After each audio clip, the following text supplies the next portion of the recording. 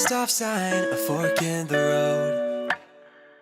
Shaking my emotions, looking at my options. Which way to go? It's a moment of decision and opportunity to do what's right by you and what's best for me. So maybe I will do just what I know that I should do, even when it isn't really what I'm wanting to. I know there is a way that I can honor you, and so I'm gonna do just what I know that I should do.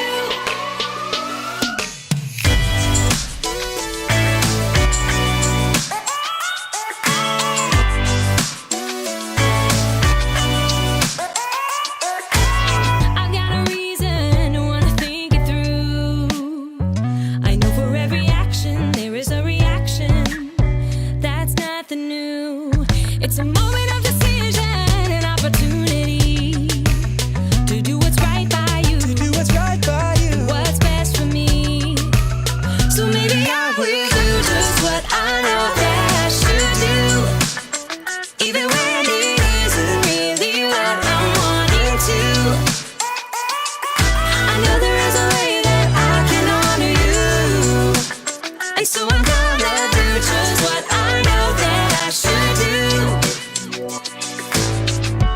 I'm gonna stop, I'm gonna look, and I'm gonna listen and make a good decision. Yeah, I'm gonna stop, I'm gonna look, and I'm gonna listen, yeah, and make a good decision. I will do just what I know that I should do, even when it isn't really what I'm wanting to. I know there is a way that I can honor you, so I'm gonna do just what I know that I should do. So maybe I will do just what I know that I should do, even when it isn't really what I'm wanting to.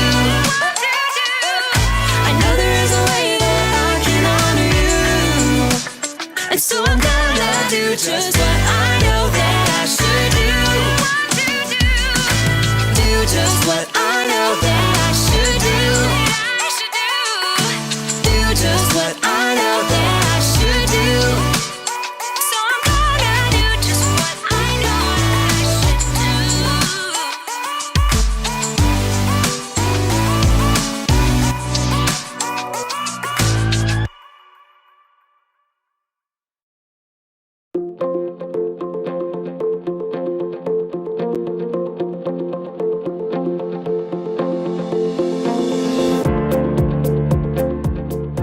This universal remote is absolutely incredible. It controls everything. I'm Jacob, and I love remote controls.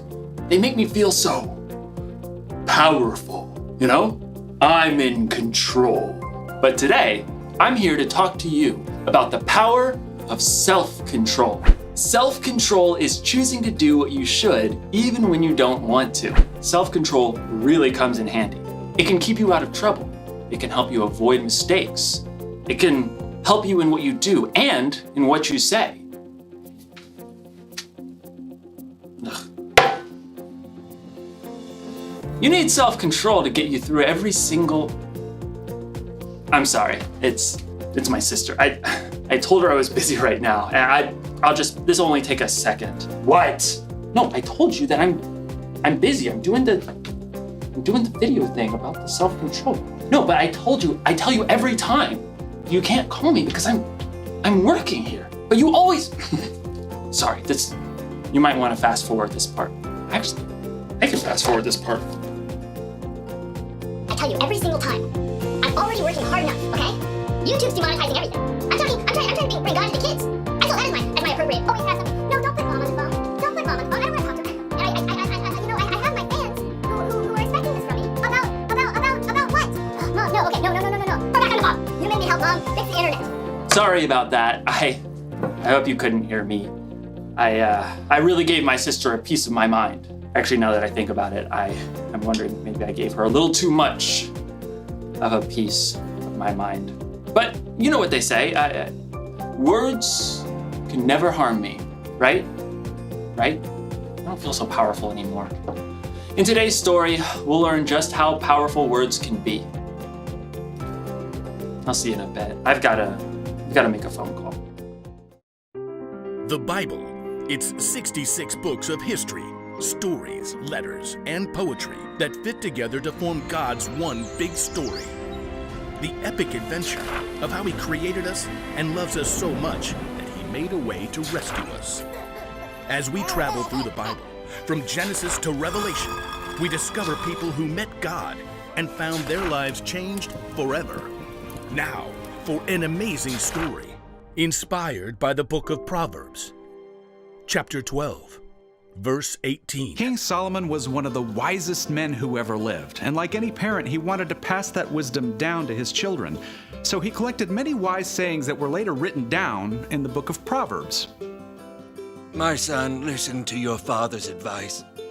Don't turn away from your mother's teaching. What they teach you will be like a beautiful crown on your head. Solomon's children were royalty, but Solomon was more concerned with the choices they would make than whatever royal robe or crown they would wear. My son, accept my words. Store up my commands inside you. Let your ears listen to wisdom. Apply your heart to understanding. There are hundreds of wise sayings in Proverbs, and a lot of them mention the same thing over and over and over. Your words.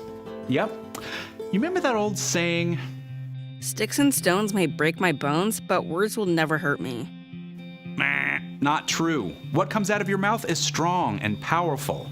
Words can end a friendship. It can make people believe a lie. It can make people lose their trust in you. Here's what King Solomon had to say about it. The words of thoughtless people cut like swords, but the tongue of wise people brings healing. This is my double sword, commonly known as, scissors. Now, you might think that one tiny little comment might not really hurt anyone. That was a dumb thing to do. Can't you get anything right? Sorry, you can't sit here. Did you even look in the mirror? Crybaby. No big deal, right? I mean, it's not like any of these little cuts did any real damage. But deep down inside, none of us are just one layer. We're way more complicated than a single sheet of paper. Our stories have a bunch of different layers. So when you say, just get over it, your words might cut way deeper than you ever imagined. Ouch! But there is a way to keep your words from slicing deep like this. Think before you speak. Take a few seconds, use your imagination. Maybe you feel like saying, you're a loser, so you'll never hear me say you're good enough. Stop. Ask yourself, how would I feel if someone said this to me? Would it hurt? If the answer is yes, keep your mouth shut. Or better yet, change those words. You're good enough, so you'll never hear me say you're a loser. Your words can encourage and comfort. They can speak truth and bring wisdom. Hey, can I help? I'm really sorry you're having a rough day. I want you on my team. I love the way you always pick bright colors. You're really brave. Your words are so strong, they can make someone's day and help heal some pretty deep cuts. In fact, your words are one of the very best ways to fulfill the mission Jesus gave us. Love one another, just as I have loved you. If you love one another, everyone will know you are my disciples. Your words are your superpower. So, before you let a single word out of that mouth today, ask yourself, is it gonna hurt or is it gonna help? Like Solomon reminds us, the words of thoughtless people cut like swords, but the tongue of wise people brings healing.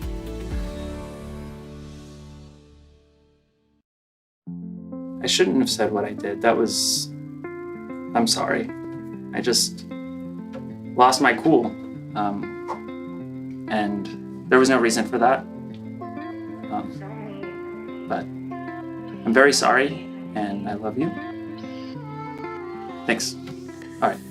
It feels a lot better when you're in control of the words you say. King Solomon had a way with words, so he really knew what he was talking about when he wrote, "The words of thoughtless people cut like swords, but the tongue of wise people brings healing."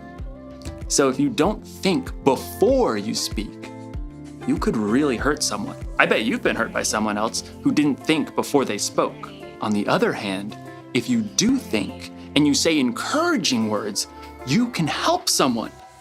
Maybe you've been helped by someone's encouragement. It's strange how sometimes mouths move faster than our brains. It's like we can't wait to say that perfect comeback or tell that joke about someone that's just going to make everyone else laugh. But instead of fast forward, our words should be moving slow. Jesus had a half-brother named James, and he wrote this: "Everyone should be quick to listen, but they should be slow to speak. They should be slow to get angry." So the next time your mouth is moving fast forward and you think you're about to say something hurtful, slow down. Think about how your words are going to affect other people. Will they cut like a sword or bring healing? And if you absolutely can't think of any healing words to say, you might want to press the mute button. The one thing to remember today is, The one thing to remember today is this: think before you speak. Your words are very powerful, and you get to choose how you use them. This thing is pretty powerful too. SAP. I wonder what that does. Nada parece. Ah, bueno. Hasta luego. Adiós.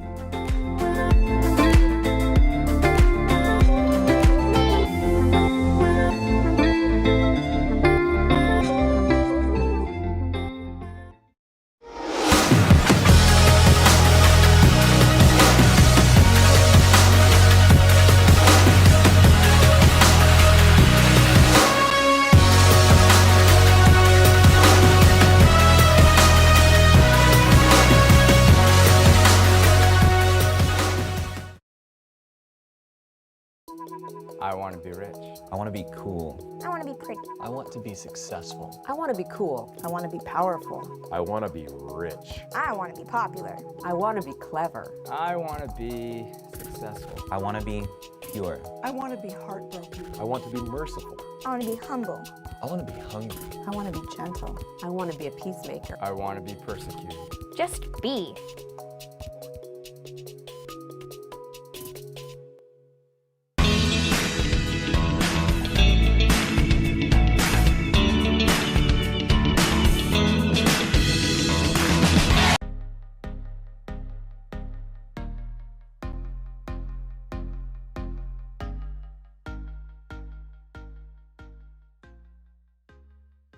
Hey, I'm Shane. Let's time travel for a second. Okay, not really, but in your minds. I want you to go back to your first day of high school. Actually, go back to the night before. Do you remember how that felt? I'm guessing it was probably 10% excited and 90% terrified. I know that's how I felt when I was going into high school. And looking back now, you know that you survived. So it wasn't that bad, but in the moment, it was a scary idea to start high school. I've never met a first day freshman that wasn't slightly nauseated, especially when you have to find your lunch table in the lunch room. I remember my first day of high school. I was pretty nervous. I couldn't stop thinking, this changes everything. I'd gotten pretty good at life as an 8th grader, but life as a high schooler, I'd never done that before. It was a turning point. In the past few weeks, we've been talking about things that grow our faith. Things that make our faith go from something counterfeit or just a fake copy to something real and personal to us. We've been talking about how our faith can shift from being an imitation of someone else's to being something that we own ourselves. And maybe more than anything else, turning points in life do just that. Chances are you've had a few turning points in life already. These are the moments that turn our lives around and set us in a direction that we weren't going in before. Sometimes they can be positive things or even neutral things. It's you getting a part-time job after school, or making the varsity team, or your mom getting remarried. Your dad loses his job and then you lose your house. Or it's that moment where the person you'd been dating for 2 years breaks up with you. These are just examples, but think about a turning point that you've experienced in your life. Today, I want to spend some time talking about those sort of turning points. Turning points are often difficult times that challenge us and make life hard, but what do they do to our faith? It's really wild. Tough times like these, they have the power to build our faith or completely destroy it. I've seen it go both ways. I've walked with teenagers through just about everything, and I can think of a bunch of times when I've seen students walk out on the other side of the storm with a rock-solid, unshakable faith. It's hard to imagine that happening when they're in the middle of it, but it actually does happen. Their faith, it grows stronger than before. It's amazing to watch. In these circumstances, they can be described in no other way except turning points. They're defining moments, times when it seemed like God was far away, but ended up being much closer than you thought. When you get to the other side of these turning points, you're able to look back and say, wow, God is no longer someone I learn about in church. God is real and God is close to me. When people encounter these sorts of circumstances, suddenly things get really, really personal. Let me show you what I mean. You've probably heard the term, life is a journey. It's really kind of true. I mean, we all start at one point, it's called birth, and we go through all sorts of different things. Some things feel pretty neutral.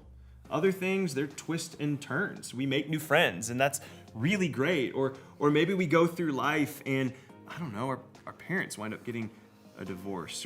Or maybe we start a new instrument, and that instrument gets us into a brand new band. Or we get injured in a sport that we love to play. I mean, there are all sorts of things in life that are turning points. Life is filled with turning points just like this. And turning points, they change our faith.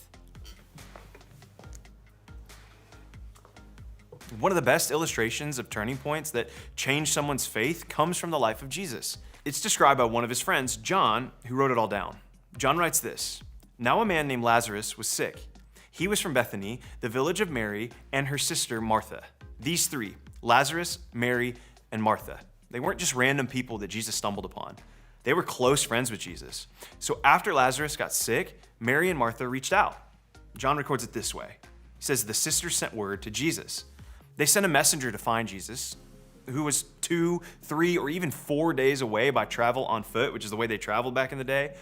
Their message said this: 'Lord, the one you love is sick.' In other words, they didn't even have to say his name. They knew that Jesus would automatically know who they were talking about. Mary and Martha knew that Jesus had healed many people, even strangers. So of course, when Lazarus became sick with a life-threatening illness, they called on Jesus to show up. But things didn't go exactly as expected. Jesus didn't arrive at their house for a few days, and by the time he got there, Lazarus had already died. This was the worst kind of turning point that you can imagine. So, you can imagine how Mary and Martha are feeling when Jesus shows up at their house. Martha leaves her house and goes out to meet Jesus as he approaches. And this is what happens. "Lord," Martha said to Jesus, "if you had been here, my brother would not have died. But I know that even now, God will give you whatever you ask." Imagine being in Martha's position. She's lost her brother. She's angry. She's sad. She's wondering why Jesus hadn't been there when she needed him to be. But even after saying all this, she says something that communicates her trust in who Jesus was. That's what turning points do for us. They sharpen our focus. They get our attention. They force us to ask the question, what do we really think God is like? And when things fall apart, when things don't go as planned, when things take a turn, what do I believe about God? Martha, on what may have been the worst day of her life and the worst pain that she'd known, experienced Jesus being present with her. And then Jesus responds, and John writes it out like this. Jesus said to her, "Your brother will rise again." Martha answered, "I know he will rise again in the resurrection at the last day." And Jesus said to her, "I am the resurrection and the life. The one who believes in me will live even though they die. And whoever lives by believing in me will never die. Do you believe this?" And then Martha responds, "Yes, Lord," she replied. "I believe that you are the Messiah, the Son of God who is to come into the world." Martha believed. She trusted in Jesus, even though her brother died. Jesus didn't show up on time to save her brother, but her trust in Jesus was still very real. John tells us after this, Jesus wept. Then the Jews said, "See how he loved him?" In that moment, Jesus felt exactly what we feel when we mourn and our hopes are shattered. Jesus gets our pain. John telling us that Jesus wept it's not just a fun detail. It's a sign that we're never alone in our hurt. As bad as things get, Jesus is in it with us. He experiences it alongside us. When a turning point gets our attention, we will always find Jesus in the middle of it with us. At the hardest part of the story, when hope seems lost, he's there. And then Jesus does something crazy. He asked Mary and Martha if they'd have their servants remove the stone covering Lazarus' grave. But at this point, Lazarus has been dead in the tomb for 3 or 4 days. Like, things are starting to stink, honestly. Like, it can't be pretty in there. So this was a strange request. But they did as Jesus asked and took away the stone. Then Jesus looked up and said, "Father, I thank you that you've heard me. I knew that you always hear me, but I said this for the benefit of the people standing here, that they may believe that you sent me." When he had said this, Jesus called in a loud voice, "Lazarus, come out." The dead man came out, his hands and feet wrapped with strips of linen and a cloth around his face. Jesus said to them, "Take off the grave clothes and let him go." Jesus raised Lazarus from the dead. The story ends this way. Therefore, many of the Jews who had come to visit Mary and had seen what Jesus did believed in him.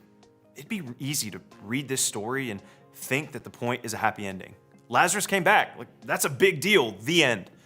And it would be tempting to think that maybe that's what Jesus will do in all of our turning points in life. Maybe that's what makes a real faith, when Jesus shows up and makes the impossible possible.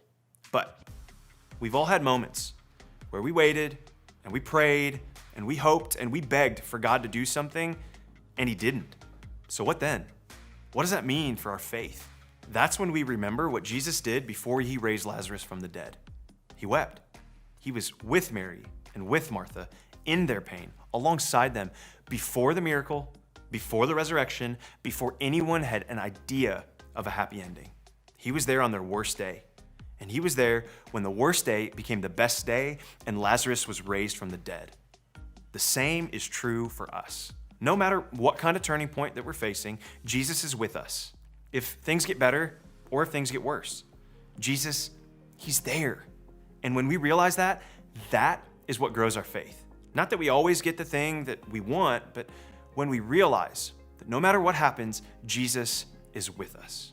That makes for a real faith, not a counterfeit one. Our pain doesn't have to be the end of the story. It can be a part of the story, but not the point. It can get our attention, but it doesn't have to destroy our faith. It can even move us closer to God.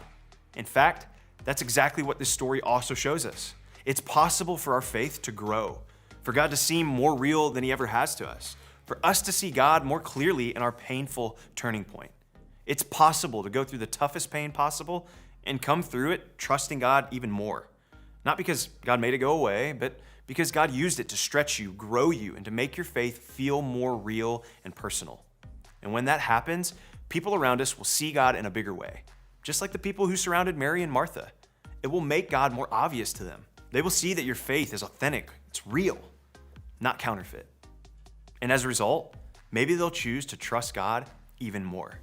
The truth is, you're gonna hit some turning points in life. You've probably already hit a few. And you'll likely experience a few more. Every time you do, you'll be tempted to lean away from God, to wonder where God is or if God even cares. I've wondered that myself. You may be tempted to think that maybe your faith is counterfeit because things didn't turn out the way you wanted. But the story of Martha and Mary and Lazarus, it tells us that no matter what we're facing, the worst day or the best day, Jesus is there. And when we believe that and experience that, it grows our faith. In fact, it can make your faith even more authentic than ever before. It may not feel like it when you're in the middle of it. It may feel like the opposite, actually. But a turning point, it doesn't last forever. And it's possible that when you come out on the other side, you have a greater faith than you ever could have imagined. Even more, your story of getting through to the other side, it could be used to grow a real faith in someone else. Your story of how Jesus was with you, even when it was difficult, even when it felt like the opposite, could be the thing that inspires someone else. Just imagine that. So, when you're facing a turning point, ask yourself these questions. Where is God in this? Maybe it feels like he's nowhere because things are difficult and not getting any better. Try looking closer. Maybe God is in the friend who texted you out of the blue to see how you were doing. Maybe God is in that encouragement from your coach or group leader. Maybe God is in a world outside your front door that you slowed down and noticed on a walk. Look for God because God is there. Another question to ask is this: how can this tough situation help my faith grow? Remember, this turning point isn't forever. And when it's done, it's possible that you can look back and see how your faith became more real. Maybe not yet, maybe not right away, but eventually, even the hardest things can become things that cause growth. Because God can use turning points to grow our faith. The truth is, nobody signs up for tough times. I want you to know that. Even on days faith doesn't feel real, if you stay close and choose to hold on, you will find that God stays close too. God can use your tough times, as painful as they are, to make your faith more real so that the next time you face a difficult situation, you're even stronger, even more sure, and even more confident that God is real and that he can be trusted. Group is a great place to talk about these questions because sometimes we just need to hear other people's stories and they can hear ours too. And when we hear those things, we know that we can make it through tough times. We need to hear from each other and encourage each other so we can remember that God is real and trustworthy, even when it feels like the opposite is true. So remember, God can use turning points to grow our faith.